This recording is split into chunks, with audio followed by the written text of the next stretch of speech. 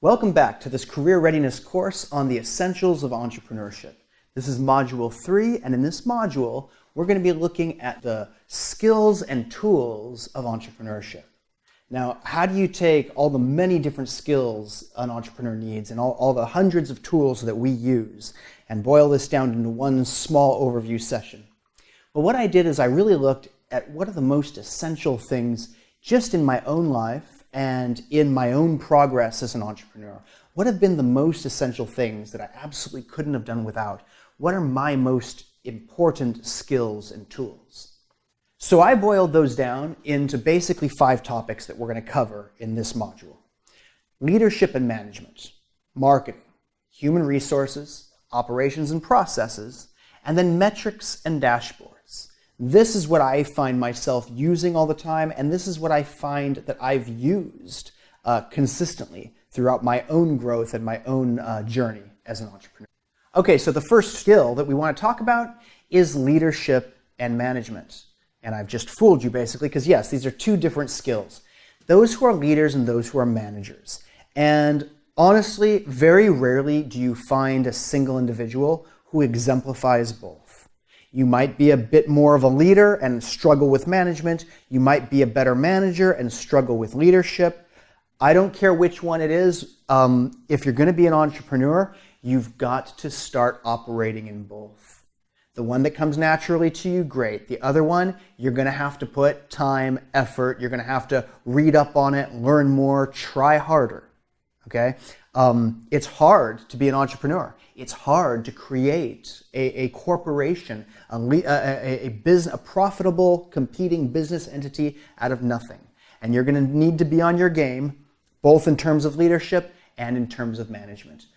What I want to talk about here is I want to just introduce you to what I believe is the fundamental difference between the 2 and the way that we use leadership and the way that we use management. So what I've done is I've come up with this little graph. It's a 3D graph that kind of shows what I believe happens with leadership and what I believe happens with management. And in the graph, what you'll see is we have 2 different kinds of change. We have directional change and we have resource change. When I say directional change, it doesn't mean necessarily doing something completely different, going in a completely new direction, although it can.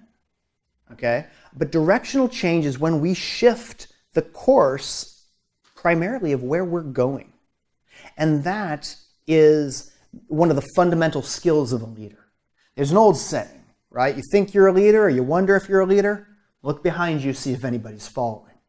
If nobody's following, you're not leading. Therefore, the opposite is true.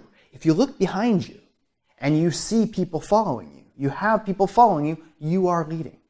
So what a leader does is a leader actually affects directional change. Now, while that happens, while a leader affects directional change, there's almost always a change in the utilization of resources or the types of resources utilized. So leaders do affect resource change, okay? But their primary effect is in the realm of directional change, okay? Leaders understand the difference between a group and a team. And calling a group a team doesn't make a group a team, okay? Leaders set vision, leaders set mission, leaders set goals. And by doing so, they take a group and transform it into a team. People who actually work together for a common goal, a common purpose, a common mission, following an actual vision. Okay? This is one of the hallmarks of leadership. This is the area in which leaders operate. And like I said, the skills of a manager, they're not mutually exclusive. Leaders don't completely stick to their areas and managers completely stick to their areas. As you're about to see, they overlap a little bit. So if leaders are concerned with directional change, what are managers doing? What do managers do? Well, I've already alluded to it in the leadership part. Managers affect resource change. That's really primarily the job of a manager. I've heard it said that management is changing one's reality. That's management. Management is changing one's reality. You get into a department and you say, wow, this department's a mess. This department's unorganized. You're going to complain about it? You're going to change it. Change it. Make it an organized department. My team is not motivated. Motivate them. Change your reality. Our competitor is huge. Right? Change it. Take his market share. Make him smaller. Right? Changing reality. That's management. Managers do this by affecting resource change. They can change the type of resource used. They can hire people. They can fire people. Right? Changing the human resources. They can change the utilization of resources. You know, we used to use it for this, but now we're going to use it for this. We're going to re-employ that resource differently. So whether it's changing the nature of the resource, the size of it, the amount of it, the quantity of it, or changing the utilization of the resource, managers affect resource change. Now, as you can see in my little diagram, you can see that while they affect resource change, they can also affect some directional change. Changing the way you use something might change to a degree the direction that somebody's taking. Okay? So yes, they step on the ground of leadership. They do exhibit leadership skills and affect a little bit of directional change, just as leaders often affect a bit of resource change.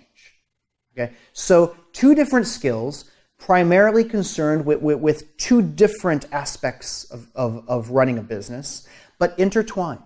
As an entrepreneur, you're going to have to do both. There's no way of getting out of it. Yes, you're probably strong in one and consider yourself weak in another, but you're going to have to brush that up. You're going to have to learn. You're going to have to develop to the point where, as I often say, my weakness is probably stronger than most people's strength.